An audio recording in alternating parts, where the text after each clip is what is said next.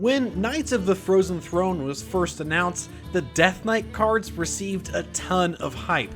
It was hard to evaluate them at the time, but after a year of play, some have proven to be stronger than others.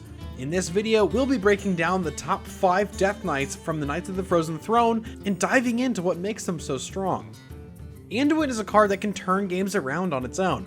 The ability to function as a mass board wipe, as well as providing a proactive way to control the board or close out a game with his repeatable hero power, makes him a fearsome threat to play against.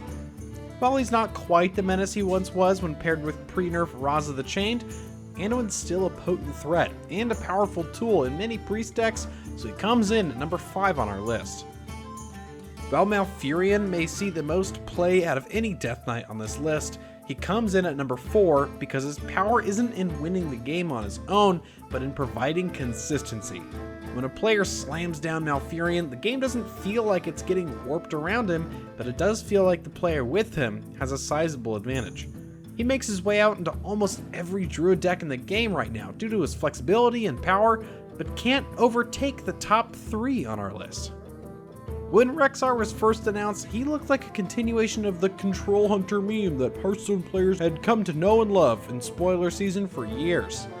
What surprised most people is that Rexxar isn't just a fringe playable card in a weak archetype, he's just a great card. He originally came locked with the ability to only craft zombeasts from Knights of the Frozen Throne and before, but after some community outcry, Blizzard went back on this decision and included all beasts in every set and format he's played in. This gave him a solid boost in power and brought him into the spotlight. Since then, Rexxar has seen play in many different strategies of Hunter and functions as a strong tool versus wide boards from aggressive decks, as well as serving as a one-card win condition against control strategies. It is because of his ability to shine in multiple types of matchups while providing a win condition all by himself that Rexxar comes in at number 3 on our list. We may not see Jaina too much these days in Standard due to the prevalence of Quest Rogue and some other bad matchups. Jaina is a somewhat unique Death Knight because the decks that she's in are built almost solely around her as a win condition. While players initially experimented with elemental builds of Mage, common knowledge quickly showed that Big Spell Mage was the best shell for her.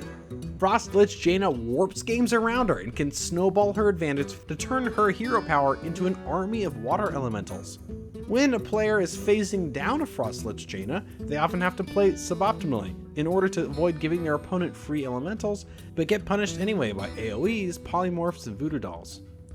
It's the ability to turn a game into an avoid the ping minigame for the opponent, and the power to end up being the sole card that the game revolves around that brings Jaina to our number 2 spot. While Frost Lich Jaina warps games around her hero power, Blood Reaper Gul'dan warps games around his hero power and his ability to resurrect an army of demons. While his hero power isn't quite as game-defining as Frost Lich Jaina's, it still provides enough pressure and board control that it can win games on its own. But the ability to bring back demons is what makes Gul'dan so powerful. In every deck Gul'dan's played in, the deck is built around him in some way. In Zoo, there's a heavy demon theme with Doom Guards at the top end as opposed to Leroy Jenkins. In control decks, there is Skull of the Minari to pull out Void Lords as your only demons so that you can resurrect them with Gul'dan later. The once menace in Q-Block plays Gul'dan to abuse him versus slower strategies by turning him into a giant burst tool by resurrecting Doom Guards while looking to bring back Void Lords and Void Walkers against aggro. Blood Reaver Gul'dan warps deck building and games around him in a way that no other Death Knight does, which gives him a pretty clear number 1 spot on this list. Thanks for watching this video on the 5 best Death Knights from the Knights of the Frozen Throne. Be sure to like and subscribe to the YouTube channel to keep up to date with our most recent videos and be notified when anything goes live. Be sure to follow us on Twitter and leave us suggestions in the comments for what sort of video you'd like to see produced next.